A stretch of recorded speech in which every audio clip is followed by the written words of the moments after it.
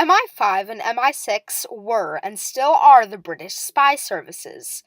Some of their biggest moments and achievements happened during World War II. From turning 120 Axis spies into double agents, to training the U.S. Office of Strategic Services, and even convincing Germany that D-Day would be in another location, we wouldn't have won the war without them. World War II. A war between the Allied forces and the Axis powers. Economies in multiple countries are extremely weak. The Axis was a powerful force, capturing many countries over the war, but they didn't have the help of two spy agencies like the Allies did. This documentary will prove that without the help of these two agencies, we wouldn't have won World War II. This will also discuss many other achievements done by them during the war. This is MI5 and 6 during World War II.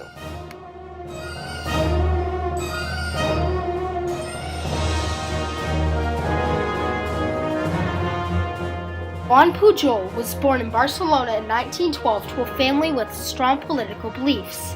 He would later become MI5's best agent during World War II. Having spied in a previous war, he offered to spy for MI5, but his transmissions were never received. So he offered to spy for Germany and was accepted right away.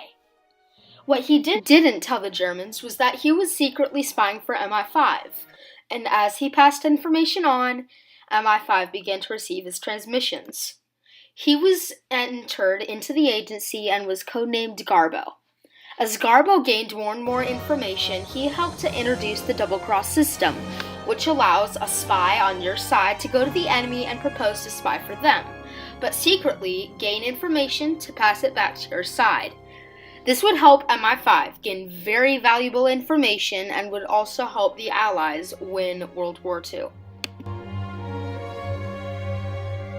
MI5 convinced the Axis that D-Day would be in another location. D-Day was when the Allied forces rushed an Axis-controlled beach and defeated them. This would lead to the end of World War II and the surrender of the Nazis. MI5 assisted with this because they pretended to be a German agent contacting a Nazi base via radio. The radio will be described later in this documentary. MI5 convinced Germany that D-Day would be on the other side of France. Germany, having believed this, sent multiple troops to go to the other coast of France, giving the Allies the element of surprise.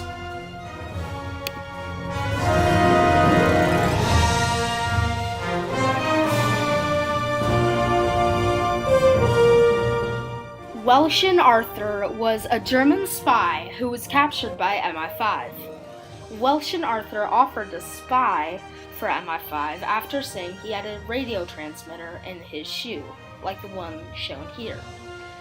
This would lead to MI5 capturing multiple German double agents, in fact 120 of them, and turning them into double agents, which was described in the previous few scenes. As Welschen Arthur continued to pretend to spy for Germany, he gained valuable information, just like Garbo did.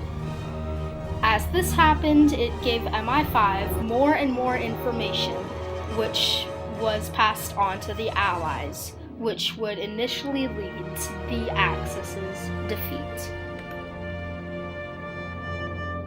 As mentioned previously, MI5 turned 120 German spies into double agents. Two of these agents were codenamed Snow and Tate. Tate, before being a double agent, was very close with a very important German leader. As Tate was becoming a double agent, he was still in close contact, which would give MI5 a whole lot of information. As for Snow, he was a Welsh-born electrical engineer who was spying for Germany. he was turned into a double agent and was partners with Garbo.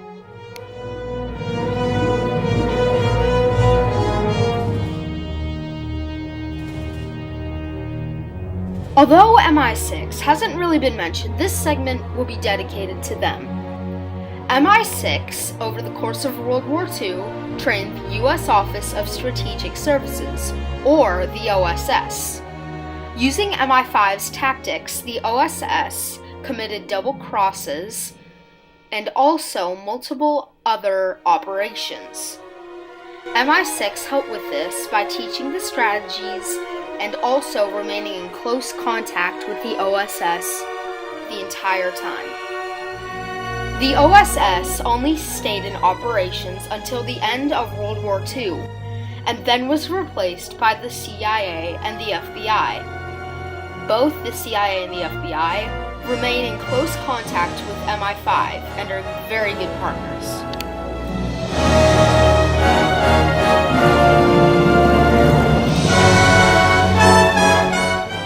Although MI5 and 6 did very little on-the-ground work, they did a lot of radio spying. Radios, like the one shown here, were used to tap in to German broadcasts or transmissions, and the agencies such as MI5 and 6 or the OSS would listen in on these broadcasts. Sometimes they would even go on and pretend to be a German agent who was trying to gain information. As they continued to do this, it became more and more effective.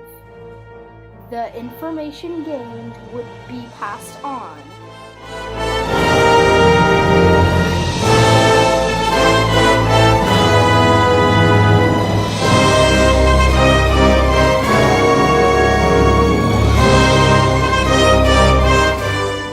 In conclusion, MI5 and 6 were extremely, if not the best resource the Allies could have had.